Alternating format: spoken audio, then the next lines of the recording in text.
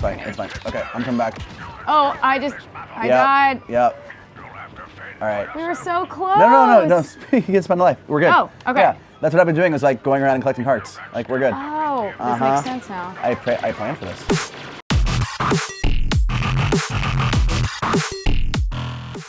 Hey, welcome to EDM Matters. I'm Matt Meadow. I'm here today with our special guest. She is a film, TV composer, producer, featured vocalist, TINYKVT, aka Tori Letzler. Hey, how you doing today? Good, how are you? I'm doing phenomenal. I'm happy to be back with our first guest of season 3, our first featured vocalist turned producer, so it's a very special moment for the show, and I'm happy to have you here. Thanks. So I want to learn really quick about your sort of trajectory in your career, how you started working in music, and where you're at right now. Sure. In like elevator pitch. Elevator pitch. Elevator pitch. All right, let's do this. So I've been in music basically my entire life. I started performing as a singer at literally age 7. I toured internationally with Cirque du Soleil as a teenager. I had no idea about that. As a singer, yeah. Oh, so from 14 to 16, I was touring the world with them, and then came back, became like, I don't know, normal person, went to compared to Cirque du Soleil. Normal person. Yeah. So yeah, always been a performer. Went to school for, scoring, composition and production, music production. And then that's kind of what's brought me here to LA. Now I'm a composer, a vocalist for film and television. I do a ton of vocal features for EDM artists, and that has segued me into producing my own. So Amazing. So how long have you lived in LA for? Almost a decade. Oh, okay. So you're definitely not new. No.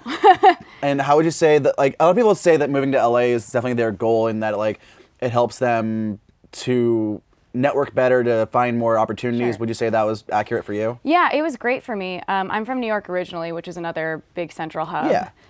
But for me, film and television is centered here, and so that was the initial pull that brought me to Los Angeles. So yeah, for me, it was the next step, and it's been great being able to work with artists that are, locally here and things like that. Absolutely, yeah. So, I mean, film TV it's not exactly a industry that is well known in ways to get into it. Right. So how were you able to kind of to get into film TV composing? I mean, it's difficult. Basically, I went to school for it. I went to Right. school for video game scoring and film scoring. Oh, wow. So I'm a bit of a gamer as well. As we'll see a little later. Yeah, hopefully. Yeah. And then basically through, the connections I got at Berklee College of Music, moved out here, got my start interning at Hans Zimmer Studio. I was there for 3 years. Yeah, like no big deal. Yeah, just like a small name. Yeah. I was there for 3 years, and I kind of worked as an on and off assistant. I've sang for him a bunch. I've sang on a lot of scores for him. Wow. So that was my first foray into it. Yeah. Very cool. So how did you make your way into electronic music? So I've been an electronic fan for a very long time. Okay. Back in college, I saw Deadmau5's first Cube tour. I think Wait, Coachella 2010? No, I think it was the 2009 in Boston. Gotcha. Like the actual tour. Oh, okay. But yeah. But I was so excited, like we were at the same we show. were there. No, my first Coachella I think was 2011 or 2010, like right when I first moved out here. Gotcha. But yeah, first Cube tour. I hadn't listened to a ton of electronic music up until that point, and I was like, "What is this world?" Yeah. Like, this is amazing. And that's a pretty amazing first show. Besides like underground raves that I used to go to in Brooklyn, like in high school, which I don't really count as the same thing. Yeah, I can see that. Yeah. So I got into that, and I got kind of into producing a little bit, but I was mostly just a fan. Gotcha. And then moving to LA, obviously, film scoring, still music production. Right. I've been producing music and writing music for 10 years, but I started getting heavily into synth design, and I'm a synth designer for a lot of scores and people as well. Very cool. So from that, and then starting to work as a top liner, the two just kind of started to combine. Very cool. And so a couple of high-profile collaborations you've had recently were on Lick's album and Varian's album. Yeah. How was it working with those two? Because I know they're both very interesting people. Not interesting in like a bad way. Like they're great people. I love them. But yeah, like, I mean, how's it working with them? They're both so different. Josh Lick was the first person, or no, not the first person, but the first release, the major release that I came out with. And he's fantastic. I actually did 3 songs on his record with Republic. One of which, the single Runaway that came out.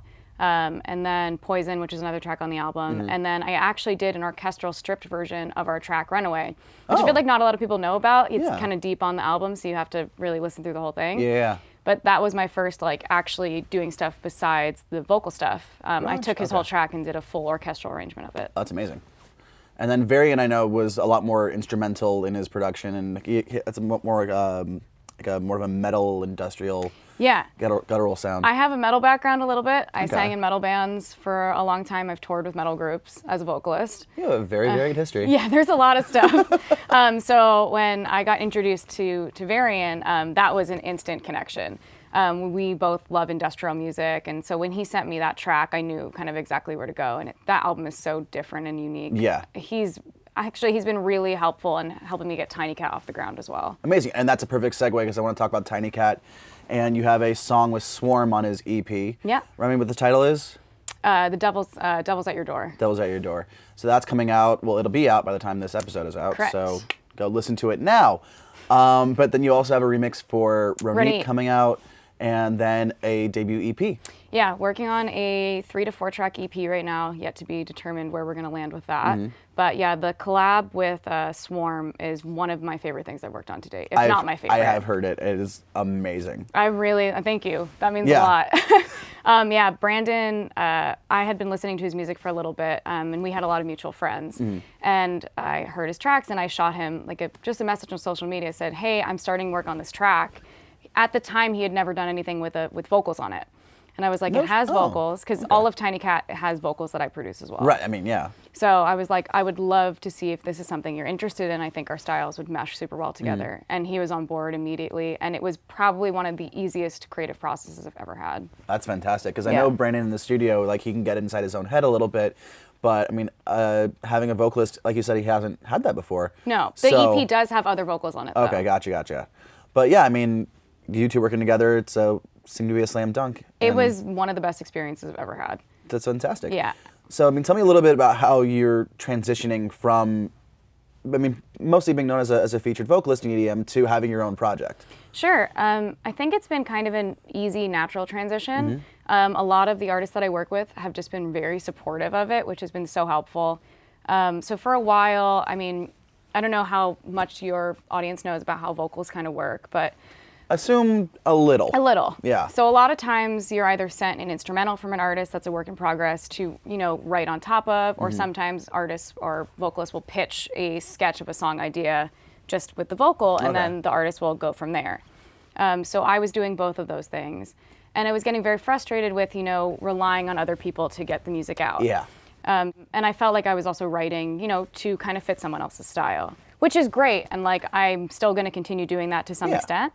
But I, wanted to hear this music that I had in my head, and I wasn't working with anybody that, I could really do that with. Exactly. So the natural progression, being that I have worked in music production for 10 years, was, all right, how do I, start just doing this myself, and is it even something that's possible? Exactly. And basically, all the artists that I worked with were super supportive and listened to all my demos, and everybody kind of pushed me forward, and it's actually just been really, really healthy and nice.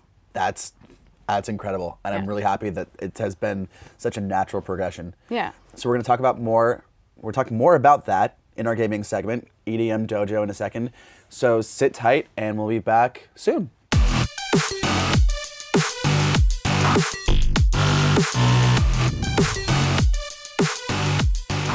Welcome back. This is EDM Matters. I'm Matt Meadow, here with my guest TINYKVT, aka Tori Letzler. We're in the EDM Dojo playing Star Wars Battlefront. We're doing survival on, it was Hoth, right? Hoth? Okay. We're basically doing co-op. We're not against each other. We're just trying to survive as long as we can. And you ready to go? I'm ready. All right. Okay, here we go. So you were telling me before that you are a bit of a gamer. I am a bit of a gamer. Don't judge it by this, because I play Battlefront 2. I haven't played Battlefront 1 in a long time. Fair enough. But I mean, you'd think it'd be backwards compatible, you would know what you're doing. Well, I play multiplayer with the lightsabers. Oh, fair enough. So, okay. All right, they're behind us. Yeah, behind. Oh, okay. Turn up, back in the cave. All right, so you were telling me a little bit in the break about your history with Cirque du Soleil, but I want to go over it again for the viewers. Sure. So you were in a Cirque du Soleil tour. Which one was that? A show called Kidam that doesn't exist anymore, but I was 14 to 16 when I did it. I'm not going to say how long ago that was, because I'm a little older. And yeah, it was fun. I toured all around the world as a singer with the show and a character. It was very much like an Alice in Wonderland type theme, and I was Alice, essentially. Oh, okay. So, yeah, that is my high school days. That's amazing. I was on tour with the circus. So at that time, were you taking lessons for school on the road? Yeah, I was tutored on the road. Oh wow. And there weren't a ton of other like kids my age on that show, so it was basically just me and like one other person. Gotcha. Where are we going? But I mean, if anyone has the budget to do that for their actors, it's Cirque du Soleil. Oh yeah, I mean it's funny when I look at what EDM bus and truck tours are, and I'm like, yeah, I used to get flown around to Dubai and live in like a multi-million-dollar apartment for 2 months. What? At 14. We have like definitely the bougie version of touring. Oh my god. So and now you have like bus tours and like hotel bathrooms, and it's just not the same. What? Where are you? What is? I'm behind you. Oh no, not like you. Like oh. You get it? Yeah, I was just up in this random room back here. Yep. I mean, I was just smacking it. So we basically have to survive until we die, which is a very survive until we die. It's a very obvious statement, but you know what? I'm just gonna punch you in the face. Gonna egg you for the hell of it. It's still so early in the game, like you can definitely have more. Oh wait, there you are. Oh, you're just following me around. Right behind you. Okay. Let's go then. Teamwork, man. What? There you are. Up. Gotta go for the headshots. Sick. All right. So, do you have any shows coming up with TINYKVT? Not yet. Okay. Yeah, I feel like, so I'm doing it a little bit differently than most people. I feel like most people start off as DJing and then producing music, versus I'm producing music and getting better at DJing. Okay. But I do perform at Burning Man every year and have been for a minute. I'm the head of sound for a camp over there. Gotcha. So I schedule all of our DJs for the burn and things like nice. that. So yeah. I can't say I've ever been to Burning Man. What? No. I mean, you of all people should go to Burning Man. Are you kidding? I've heard that before, but it's like it's such a commitment. Like you can't go into it like lightly at all. No. Well, I mean, you can come camp with us, man. Oh well. I'll like hook you up. I would love this that. Will be my 4th year with them. So, and we have an art park as well. What's it called? It's called Polaris. I think I've actually heard of it. We're actually going to be doing a fundraising event for it in May. We do like a warehouse event here in LA. Yeah. So I'll keep posted on that. But no, it's awesome. We get a bunch of people to play on the car. We do multiple nights. Yeah. Or you would like Burning Man. I mean, I like camping. I don't like camping. No? So, and okay. I manage camping in order to go to Burning Man. Everything that goes into the camp is completely fundraised, and then like they bring in like a chef, like a not super fancy, but like does a meal plan, and it's really nice. Ooh. Everybody takes turns like cooking and helping out, cleaning up the camp. My job, so I'm the head of sound, so basically I upgraded all of our speakers on the car last year, got us our new sub, I bought our decks, scheduled all of the DJs for our lineups, and then plan like basically how to upgrade our audio each year and make it better and better. Nice. So who do you work with for audio in that case, like PK Sound or So like... I've just been I work directly with Westlake Audio, always kind of hooks me up with gear. Okay. They're my gear dealer in LA. I'm also a Yamaha artist, but we haven't used them for sound yet. But I mean, for all my synth stuff, I kind of go through them. Yeah. Let's talk about your Yamaha artist, because I saw you on their wall at NAMM. Oh my God! Yeah, I forgot you saw that giant photo of me. Yeah, so they definitely weren't keeping you hidden. They're like, no. Yeah, this is Tori. And they didn't tell me how big it was, and I went, and I was like, oh, this is really? awkward. I showed up, and then the poster behind their live streaming was also me. It was the back of my head in my studio, like playing a keyboard, which they didn't tell me about. Oh, so no kidding. Everyone's live stream is just the back of my head, which is hella awkward. So I'm a synth artist for them. With their keyboard, the Montage and the Modi X. So I designed a bunch of synth patches for the new OS on their Montage that came out back in like September. Okay. So like there's literally like sounds in that keyboard or the synth that are designed by me. That's actually amazing. Yeah, it's awesome. It was really cool to do. It was definitely a challenging learning experience, but it was awesome. And now I go and do like performances for them. They're sending me to Germany in April to do a synth convention called Super Booth, where I'm gonna be doing like a live modular set. That's awesome. With their keyboard. So like modular, I use a lot of analog gear in my music as opposed to just digital. So a lot of people use like things like Serum and stuff, which I also use. But I also use a lot of hardware synths. What do you normally produce on? So I produce in a DAW called Reaper, which also a Oh, lot of wow. people don't use. Yeah. It's an open source DAW, which what that means is you're gonna get real nerdy real quick. Bring it. Yeah, it's like you can basically script anything you want into the DAW. So like if there's a feature I wanted from Ableton, but it doesn't technically exist in Reaper, I can myself or have someone build it into the program. That's awesome. Yeah, so it's completely customizable and it can handle a lot of computing power. Stay down there. I'll come down in a second. I don't know where you went. That's exactly why I was like. I was talking and got completely disoriented. I was just getting a little heart so we don't like just die completely. There we go. Okay, wait, where'd you? I went in the caves. That's where you told me to No, go. I told you to stay still. I'm wandering by myself. Yeah, you're fine. I got you. It's so challenging for me to not curse a lot right now. I appreciate your discretion, your restraint. That's what we're looking for.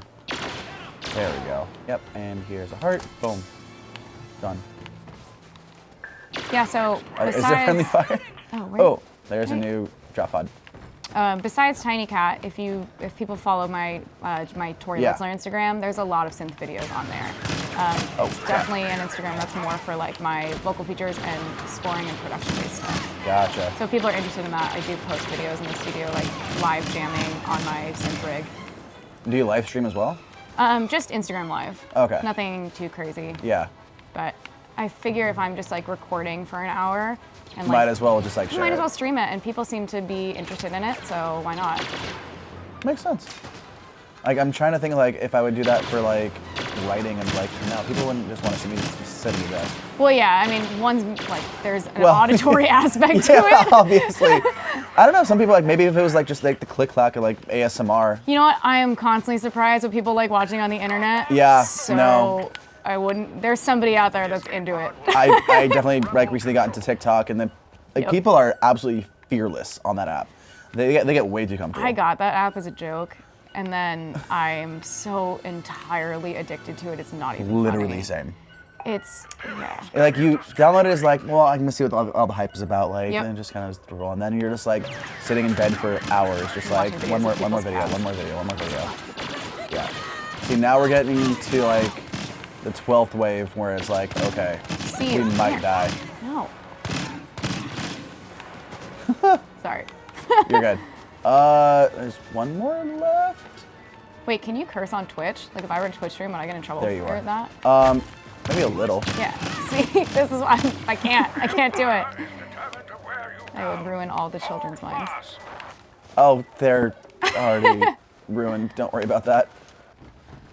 I think the only thing I've watched is, because I prefer playing games than watching people play them. Yeah. But I do like watching people play horror games because I don't play those. Yeah. I think it's hilarious. But again, it's just like for the people's reaction, not necessarily the game content. Yeah. Okay, I'm gonna grab that then. Where are you? I'll go for the headshot. That's so satisfying. Oh, is that the last guy? Yeah, in this wave. There is another drop pod, but I don't even know if it's worth going for it right now. Is it outside again? It's outside, and actually, I don't know if it's outside, but like no, we also it's over. Oh, if you go outside, I'll go. That's a lot of people. Holy crap. Oh, is there a lot over there? Yeah. Yeet. Come here. Thankfully, they're all like just grouped close together. Oh, I might die. Don't die. What? No, I'm not gonna. I'm fine. I might be fine. Wait. Come here. Haha! Yeah, Okay. see, we did it. I am like literally thinking in my head about how to steal you and take you to Burning Man now. This is a real thing. You've opened the floodgates. Oh man. What have I done?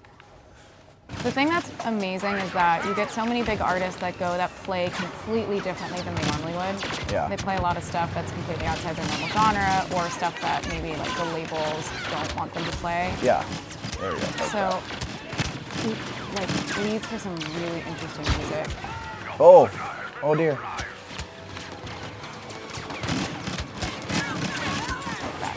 It's fine. Okay, I'm coming back. Oh, I died. Yep. All right. We were so close. No. You can spend a life. We're good. Oh, okay. Yeah, that's what I've been doing is like going around and collecting hearts. Like we're good. Oh, this makes sense now. I planned for this. Come on.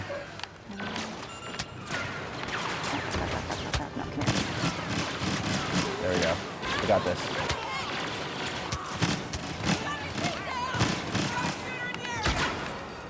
I completely I don't know if missed it's smart that I'm doing like close range shooting right now, but it seems to be working. Yeah, we got 2 enemies left, so... Where are they? I don't even there's- see them on the map. Upstairs here? Where are you? Oh, I bet you it's one of those like, oh, invisible. There we go. Okay, I'm gonna end this with a grenade. Yes! Is that it? Did we win? It's super anticlimactic. Oh, yes. wait. There you go. And a little cutscene. We just watch this. We did win, by the way. Hell yeah.